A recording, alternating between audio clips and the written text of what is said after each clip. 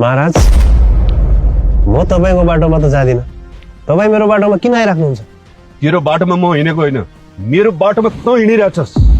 अब मेरो बाटोमा तँलाई सधैँ हिन्डुल गर्ने बन्द गरिदिन्छु म महाराज यो भैरव त्रिवेणी नदी झै शान्त रूपमा आफ्नो लक्ष्यमा बगिरहन्छ तपाईको बाटोमा कसरी आउन सक्छ महाराज तैँले महाकालको शक्ति मायावीलाई सिद्ध्याउन खोजिरहेछस् होइन ताकि यो महाकालले सिद्ध्याउन सजिलो होस् भनेर महाराज यो भैरव कसैको जीवनसँग खेल्न चाहन्न यदि कोही यो भैरवको जीवनसँग खेल्न आयो भने त्यसलाई कदापि पनि छोड्दैन त्यो मायावी पनि मेरो जीवनसँग खेल्न आए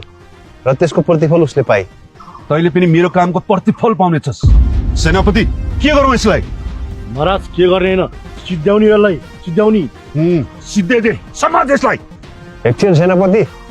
नसुन्नुहोस् मलाई जान दिनुहोस्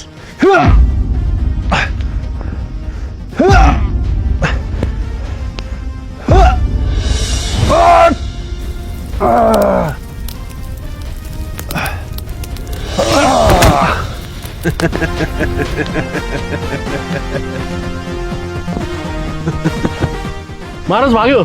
समाज